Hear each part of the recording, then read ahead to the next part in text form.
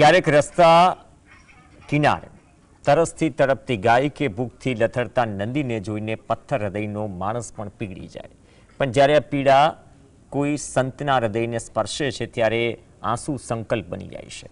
બનાસકાંઠાના સુઈગામ તાલુકાના નેસડા ગોલપ ગામે આવું જ કંઈક આવ્યું દ્રશ્ય સર્જાયું, જ્યાં તૈયાર થઈ રહ્યું છે ગુજરાતનું સૌથી મોટું ગૌ અભયારણ્ય। ક્યારેક કચરામાંથી અન્ન શોધતી, ક્યારેક તરસથી આંખો બંધ કરી દેતી, ઘણીવાર કોઈ જુએ એ પહેલાં જ શાંતિથી દુનિયા છોડી દેતી। એ બોલી નથી શકતી, ફરિયાદ નથી કરી શકતી, પણ પીડા તો એને પણ થાય છે। રસ્તાઓ પર રખડતી ગાયોની પીડા। આ પીડા સમજીને ભારેશ્વર મહાદેવના ભક્ત અને જીવદયા પ્રેમી નિલેશાનંદ બાપુની આંખોમાં વહેલા આંસુ આજે ગુજરાત માટે આશાનું કિરણ બન્યા છે।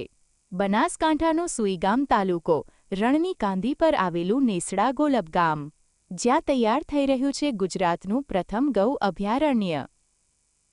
એક અભયારણ્ય બનાવી રહ્યા છીએ, જેમાં 50,000 ગૌ માતાઓ આનંદથી રહી શકે એવા વિશાળ છેડો તમારી પાછળ છે, આપ જોઈ શકો છો કે 2250 ગૌ માતાઓ રહી શકે એવા મોટા વિશાળ છેડો બનાવ્યા છે। પાણીના 3 મીઠા સરોવરો છે અને બાજુમાં રાજપૂત સમાજ, બ્રાહ્મણ સમાજ, પ્રજાપતિ સમાજ, ઠાકોર સમાજ, હરિજન સમાજ, તમામ સમાજો ગૌ પ્રેમીઓ છે અને તમામ લોકો આપ જોઈ રહ્યા છો કે આજે પાડન ગામના લોકોએ 25 ટ્રેક્ટર ભરીને ઘાસ લઈ આવ્યા છે। હજી બીજું ઘાસ એમનું આવ્યું બી છે, હજી બી આવશે અને ફાળો ઉઘરાઈ જાય છે। આમ આખો સાંતલપુરથી માંડીને થરાદ સુધીનો બેલ્ટ આ ગૌસેવાની અંદર લાગેલો છે। આ અભયારણ્ય 800 વીઘામાં ફેલાયેલું છે, જ્યાં 50,000થી વધુ ગાય અને નંદીઓને રાખવાની વ્યવસ્થા છે। થરાદથી વારાહી સુધીની રખડતી ગાયો અને નંદીઓને અહીં આશરો મળશે। ગૌ અભયારણ્યના નિર્માણ કાર્યમાં આસપાસના ગામના ખેડૂતો, યુવાનો સ્વેચ્છાએ જોડાયા છે। દાતાઓનો સહયોગ પણ ખૂબ જ સારો મળી રહ્યો છે। પાડણ ગામના ખેડૂતોએ 25 ટેન્કર ભરીને ઘાસચારો મોકલ્યો। ખરડોલ ગામેથી એક જ દિવસમાં 20થી વધુ ટ્રેક્ટર સૂકા જુવારના પૂળા આવ્યા।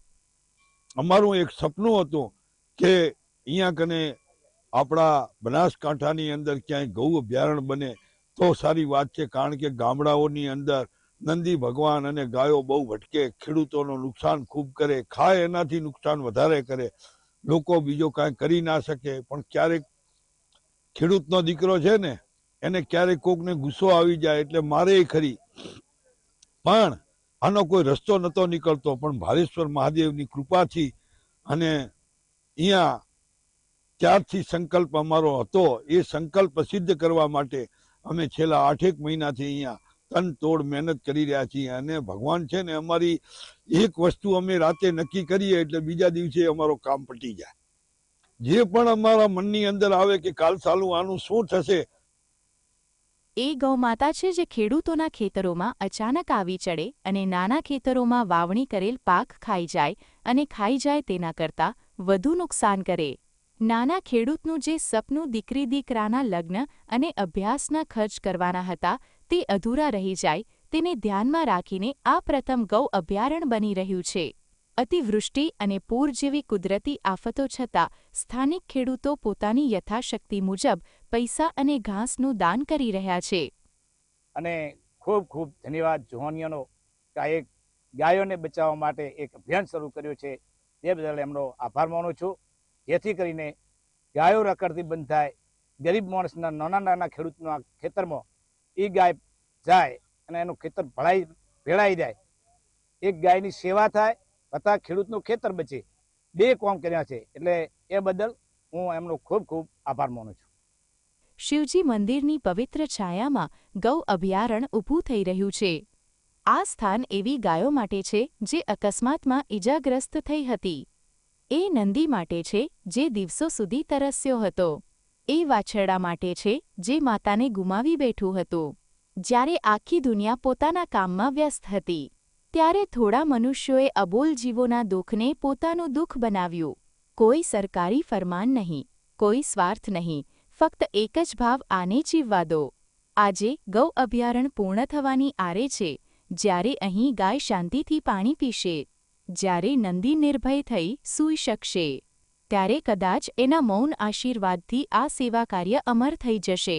આ દ્રશ્ય જોઈ આંખો ભીની થઈ જાય છે, કારણ કે આ કોઈ સમાચાર નથી, આ તો માનવતા જીવંત હોવાનો પુરાવો છે. ગાયો બચાવવાનો એનો આમ તો પહેલથી સંકલ્પ હતો. ગાયોની બહુ સેવા કરતા હતા, પણ આ ગૌશાળા ખોલી અને એ લોકોએ જે અત્યારે આ કામ કરી રહ્યા છે એના માટે ખૂબ આભાર માનો છો કે આ ગાયો રખડતી ખૂબ ભૂખે મરતી, ખેડૂતોના ખેતરો પણ ભેળાઈ જતા, ખેડૂતો ના સમજણમાં એમને ગાયોને માર પણ મારતા અને ન જોઈ શકાય એવી પણ દ્રષ્ટિ ગાયોને અમુક થયેલી છે. એટલે જે આ ગાયો અત્યારે બચાવવાનો જે મોટામાં મોટો ફાળો થઈ રહ્યો છે એના બદલ ખૂબ ખૂબ એમનો આભાર કહેવાય. ગાય સચવાશે તો ધર્મ સચવાશે. નિલેશાનંદ બાપુના આ શબ્દો આજે નેસડા ગોલપની સીમમાં ગુંજી રહ્યા છે. આ ગામ આજે સમગ્ર ગુજરાતને શીખવી રહ્યું છે કે જો સાચો સંકલ્પ અને ગ્રામજનોની એકતા હોય તો અશક્ય લાગતું કાર્ય પણ ઈશ્વરની કૃપાથી પૂર્ણ થઈ શકે છે. કલ્પેશ ઠાકોર, GSTV, થરાદ.